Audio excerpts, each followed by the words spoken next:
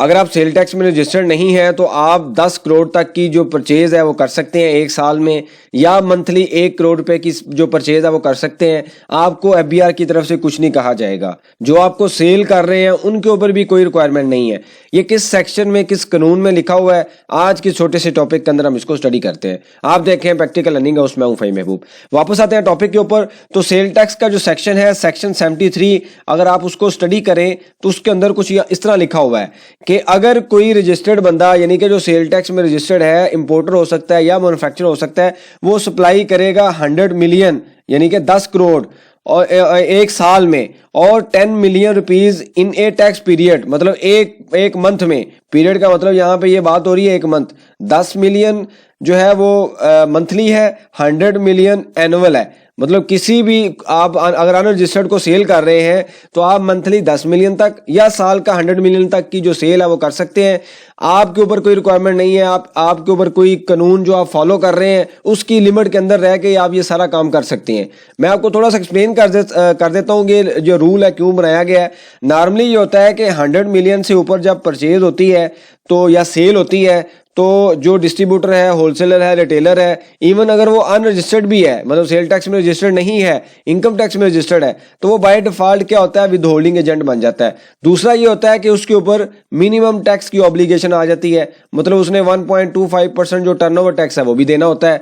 तो इस वजह से लोग करते क्या है मार्केट में कि अपना ए अकाउंट ओपन करते हैं और साथ ही अपना बी अकाउंट भी ओपन करते हैं। अगर उनका टोटल बिजनेस है 150 मिलियन का तो वो डिवाइड कर लेते हैं अकाउंट में और बी अकाउंट में।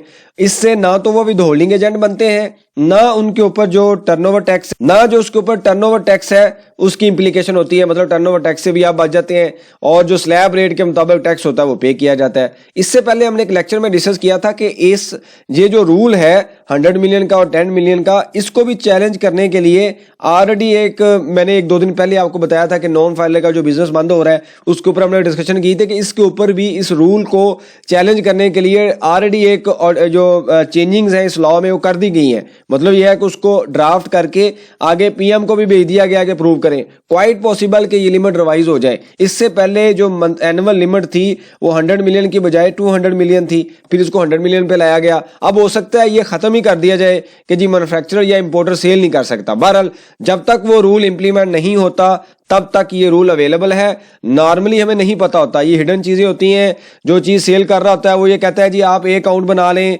बी अकाउंट बना लें, सी अकाउंट बना लें, उसमें सेल कर लें। देखिए आपने अपने आप को मैनेज करना है। अगर आप बिजनेस कर रहे हैं और अनरजिस्टर्ड है, इनकम टैक्स में रजिस्टर्ड है लेकिन सेल टैक्स में रजिस्टर्ड नहीं है, तो आप उनसे बात कर सकते हैं कि सेक्शन 73 में ये लिखा हुआ है, उसके मुताबिक आप हमें इतनी लिमिट की सेल कर सकते हैं, तो हम बी अकाउंट क्यों ओपन करें। तो जब आपको चीज़ों का पता होगा, ऑब्वियसली बिजनेस भी बेहतर तरीके से हो सकता है, आपकी इन्वाइसिंग भी बेहतर तरीके से हो सकती है, ट्रांजैक्शन भी सही हो सकती है। तो ये बेसिकली कुछ ऐसी चीज़ें हैं जो कानून के अंदर लिखी हुई हैं, लेकिन हम उसको अच्छी तरीके से पढ़ते नहीं हैं, समझते नहीं हैं, इस वजह से हम उसका बेनिफिट भी नहीं ले सकते। तो सेल टैक्स हो या इनकम टैक्स हो, वहां पे जहां पे आपको लगे कि ये प्रैक्टिस क्यों फॉलो हो रही है, थोड़े टाइम के लिए रुकें, उसको समझें, सोचें और उसमें से रास्ता निकालने की कोशिश करें, फिर आपको समझ आ जाती है। तो आज से ही आप चेक कर सकते हैं कि आप अपना बी अकाउंट क्यों ओपन नहीं कर सकते, या बी अकाउंट आपने ओपन करना है तो क्यों करना है। तो ये आपके पास एक लिमिट अवेलेबल है, इसके अंदर है कि आप परफॉर्म करें, आपके ऊपर कोई इशू नहीं होगा। आपके पास कोई सजेशन हो, क्वेश्चन हो, मेंशन कीजिए, इसके ऊपर हम डिस्कशन करेंगे ताकि जो लर्निंग का प्रोसेस है कंटिन्यू रहे। बहुत शुक्रिया, जज़ाकल्लाह।